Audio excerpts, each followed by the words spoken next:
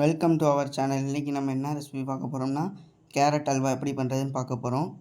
அதுக்கு ஒரு வடை சட்டியை வச்சு அதில் கொஞ்சம் நெய் ஊற்றி கொஞ்சம் முந்திரி பருப்பை போட்டு நல்லா ரோஸ்ட் பண்ணுங்கள். அது நல்லா கோல்டன் ப்ரௌன் ஆனதுக்கப்புறம் அதை நம்ம ஒரு பிளேட்டுக்கு ட்ரான்ஸ்ஃபர் பண்ணி வேறு இடத்துல வச்சுருங்க.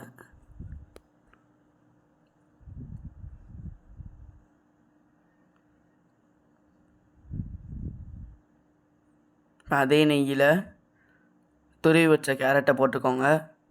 போட்டு அது நல்லா வதக்கணும். அது நல்லா வதக்குனதுக்கப்புறம் அது நல்லா கலர் மாறும்.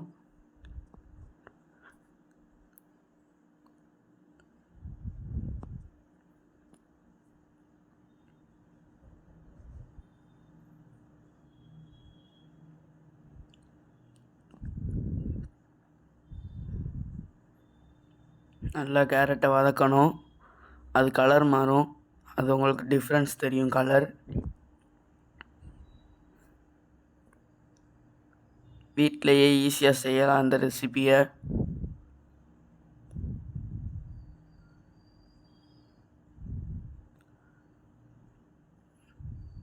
நல்லா கேரட்டை நல்லா வதக்குங்க.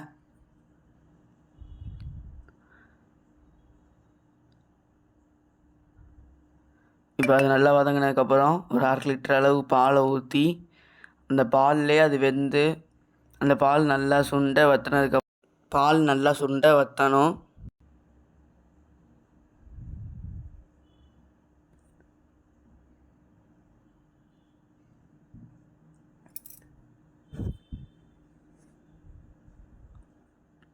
பாலில் நல்லா அந்த கேரட் வேகணும்.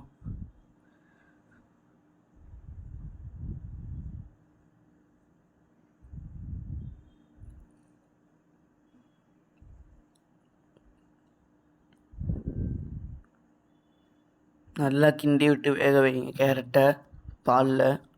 இப்போ அதை கொஞ்சம் மூடி போட்டு ஒரு 2 நிமிஷம் கழித்து திரும்பி அந்த கேரட்டை நல்லா மூடி போடாமல் கிண்டுங்க. பால் நல்லா வற்றணும்.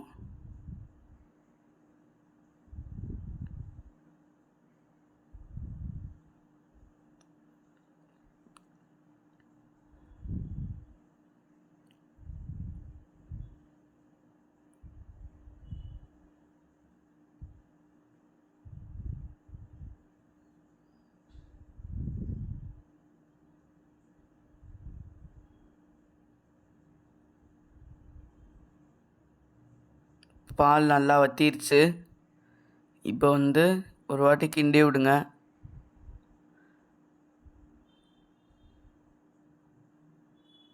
இப்போ அதோட கொஞ்சம் சுகர் சேர்த்துக்கோங்க தேவையான அளவு. உங்களுக்கு எவ்வளோ இனிப்பு வேணுமோ அவ்வளோ அளவு சுகர் சேர்த்துக்கோங்க. சுகர் சேர்த்து அது மெல்ட்டாகி வர தண்ணியிலையும் அந்த தண்ணி நல்லா வற்றணும். சுகர் சேர்த்ததுக்கப்புறம் கொஞ்சம் தண்ணி ஆகும். அதுவும் நல்லா வற்றணும்.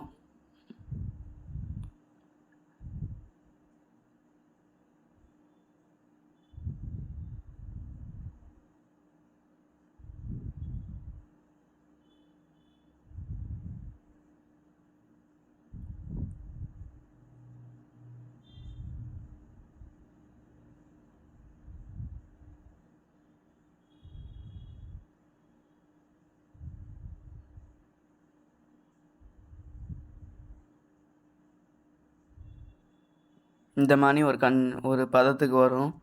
இது இன்னும் நம்ம நல்லா கிண்டி விட்டு அந்த தண்ணியெல்லாம் ட்ரை ஆகிற வரைய நம்ம அதை கிண்டணும்.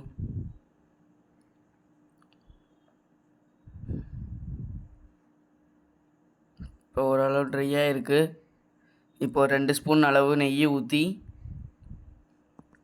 கிண்டுங்க.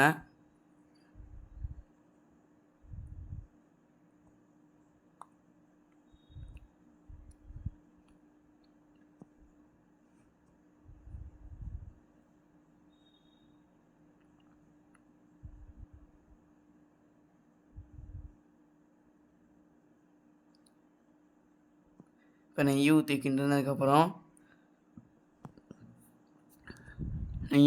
கிண்டினதுக்கப்புறம் நம்ம வறுத்து வச்சுருக்க முந்திரியை இதோடு சேர்த்துக்கலாம். முந்திரியை சேர்த்து நல்லா கிண்டி விட்டுக்கணும்.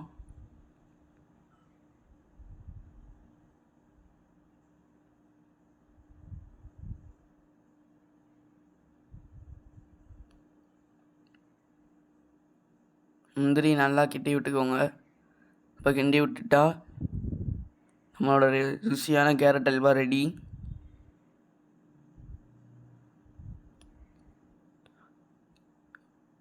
கேரட் அல்வா ரெடி ஆயிடுச்சு. இதை நீங்கள் ஒரு வாட்டி செஞ்சு கொடுத்து பாருங்கள். உங்கள் வீட்டில் இருக்க எல்லோரும் திரும்பி வேணும் வேணும்னு கேட்பாங்க.